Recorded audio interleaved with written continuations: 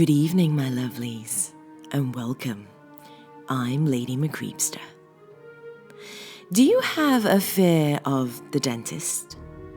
Well, if you do, this evening's story from author Grammersam on Creepypasta.com is not going to help that fear at all.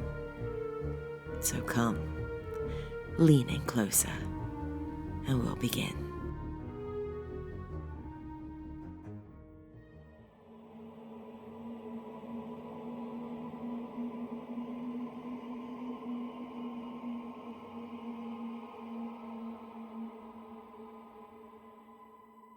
"You are here," said the man in the black suit, "because you are dentists." The man in the black suit stood in a bright room before 10 men, 10 dentists in a semicircle. They didn't look at one another. They focused on the man in the black suit. "Of all medical professions," continued the man, "dentists have the highest rate of suicide." The men didn't move. They kept their eyes locked on the man talking to them. "I have invited you here to talk about..." The man in the black suit paused. He looked down at his feet and shuffled them a bit. Then he looked up. "I brought you here to talk about the dream." A few of the men fidgeted. One uncrossed his legs. They looked at one another. They looked sharply, squinty-eyed, questioningly at the man in the black suit. The man in the black suit folded his arms and looked at each of them. He waited. Finally, one of the dentists spoke. "You a dentist?" "No," said the man in the black suit. "Then why should we talk to you? It won't do any good." "You wouldn't understand," said another dentist, sitting up in his chair.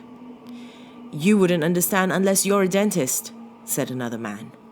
"You can't understand it," corrected another dentist. "And even if you could understand our dream," said another, "you wouldn't really understand it. Not really." The man in the black suit listened to them.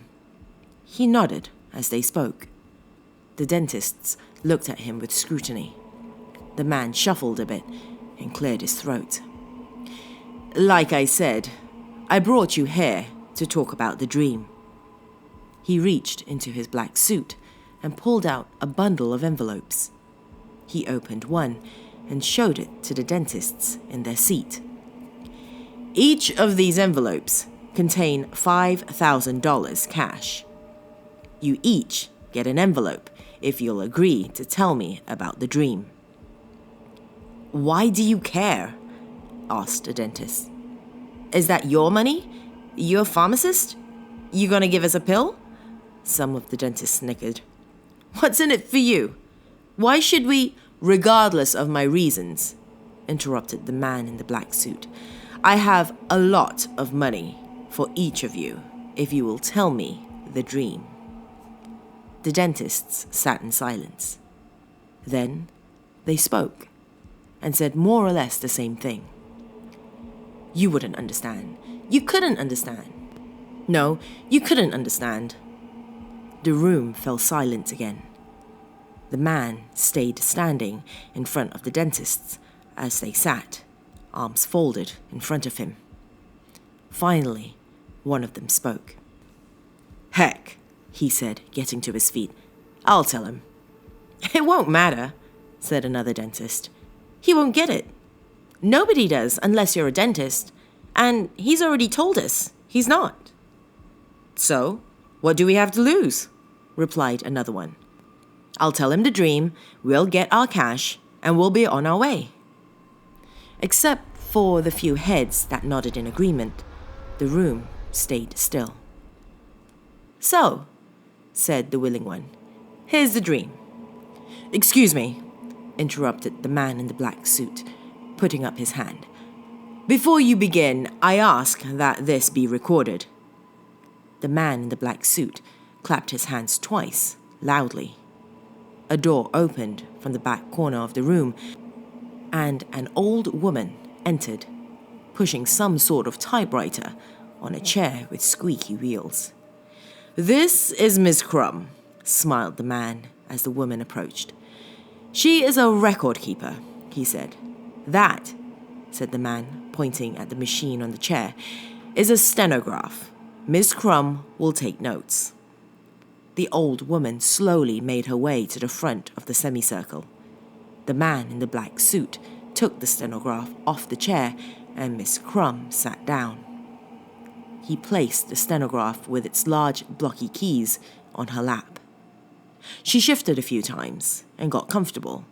Then she looked up at the man in the black suit, expectantly. "Okay," smiled the man in the black suit.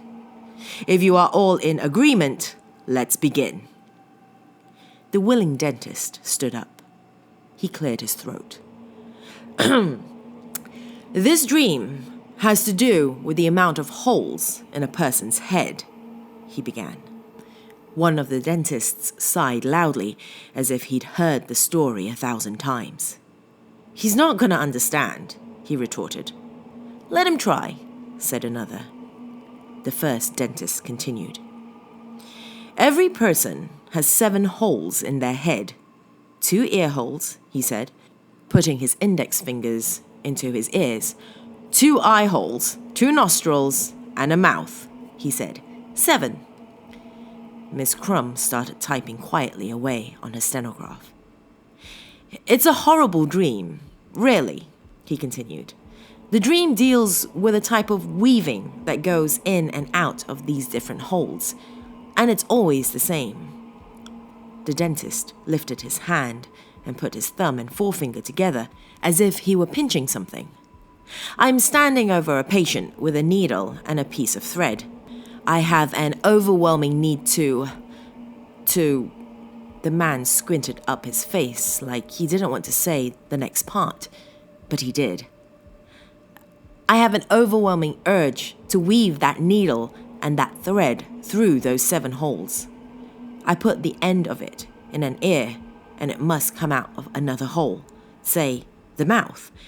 And then it must go into another hole, and out another, and in another, and out another, until the last one." The dentist paused. "Am I right so far, fellas?" "Right," said one dentist. "You got it," said another.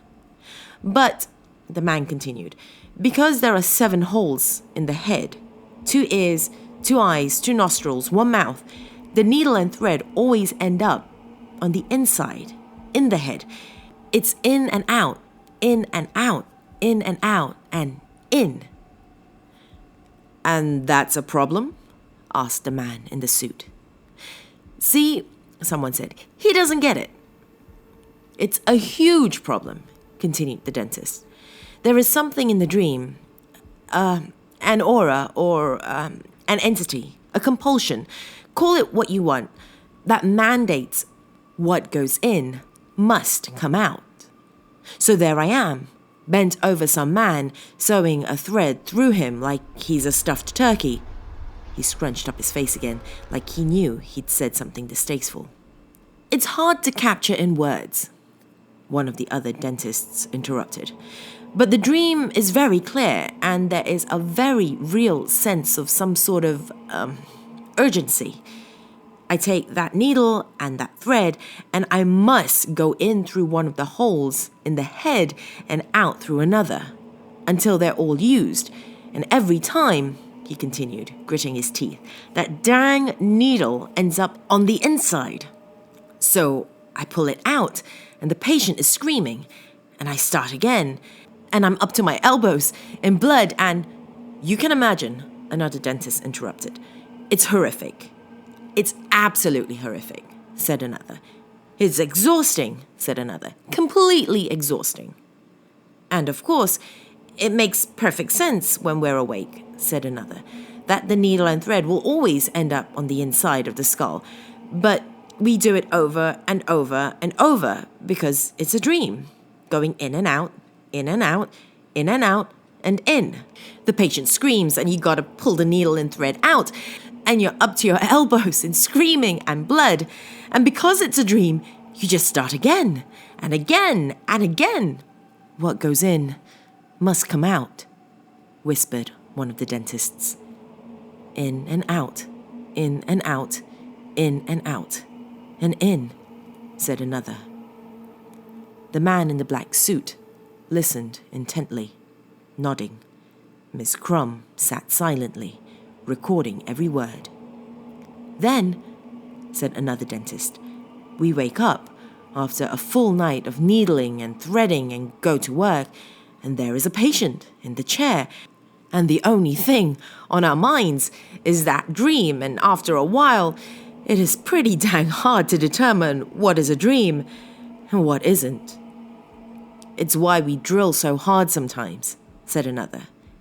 We think, if I can drill another hole in that tooth, in that head, then maybe, just maybe, I can dream of a patient with another hole in the head, and maybe the needle will come out. And maybe the dream will stop, said another. And, said another dentist resolutely, it's most definitely why some of us put a gun in our own mouths and pull the trigger. He looked around the room.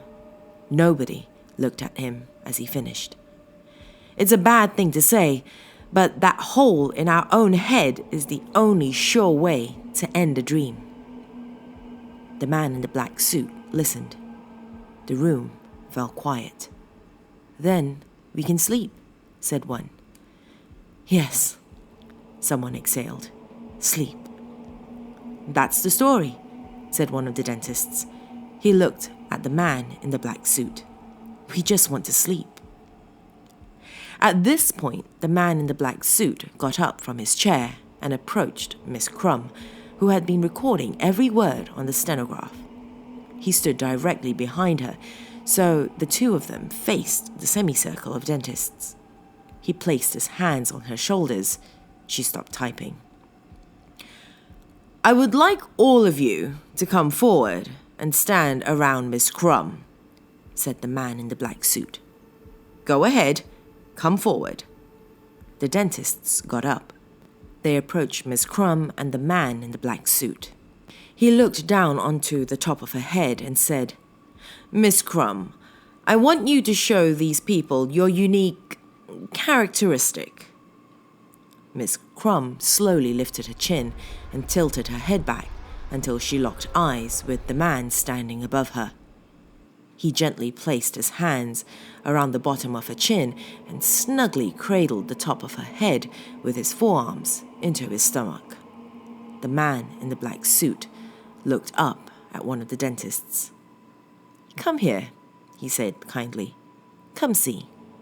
A dentist stepped closer and stared down at the old stenographer's face. He gasped. What is that? He asked. He moved even closer until he was just a foot or so from Miss Crumb's face. He squinted and fumbled with his words. How? Why? How is it done? He lifted a pointing finger at the old woman's face. That's impossible. The man in the black suit looked up at the rest of the dentists. Look closely, he said. All of you. Miss Crumb remained in the man's grip, staring up at the ceiling. As they came forward, she resumed her typing, recording the dentists as they came one by one until they had all witnessed for themselves the miracle of Miss Crumb. She has no mouth, said one. It's just a line, said another, pointing with a pinky finger. Just a fake line. She has 6 holes in her head, said another one with a half smile. No mouth, they all exulted. No mouth, they cheered. In and out, in and out, in and out, said one, pinching his fingers with an imaginary needle and thread. In and out. His hand went up and down. In and out, in and out. That means, said another. Another finished his sentence. What goes in must come out. In and out, in and out, in and out. The dentists cheered. They smiled, wide-eyed, and patted each other on the back and looked at the man in the black suit. The man in the black suit gently released Miss Crumb from his grip, and she dutifully continued to record each statement, each observation, as the dentists walked around the chair, counting the holes in her ears, her eyes, her nostrils. Some counted the holes with their fingers. Others pinched their own imaginary needles, plunging and pulling imaginary threads into the air as they walked around her. Some became emotional. "She doesn't have an extra hole," said one. "She has one fewer. It makes sense." The man in the black suit cleared his throat. They all looked up at him. "She was created for you," smiled the man in the black suit, "so you could sleep." "Thank you," they cried to the man in the suit. They each, in turn, bent down next to Miss Crumb. "Thank you, Miss Crumb," they said sincerely. "Thank you for existing," they said. "Thank you for helping us sleep." "I am ready to hand out some envelopes," said the man in the black suit, reaching into his suit coat, retrieving the bundles. "But first," he said, pulling a needle and long piece of black thread from his pocket, "let's make sure it works."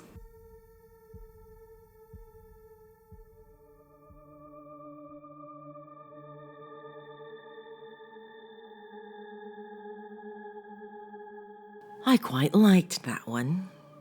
I thought it was a rather unique tale, don't you? Leave me a comment and let me know what you think. If you didn't already know, I also have a podcast out which is available on iTunes and Google Play Music. It's called Lady McCreepster's Night Noise. Every Friday, I will release a new episode featuring not one but two tales of horror, along with a featured band as The Noise from My Dungeon. If you're a musician and would like to be featured as The Noise from My Dungeon, pop me an email. The details are in the description below. That's all I have for you tonight, my dears. Do come back and visit me again soon.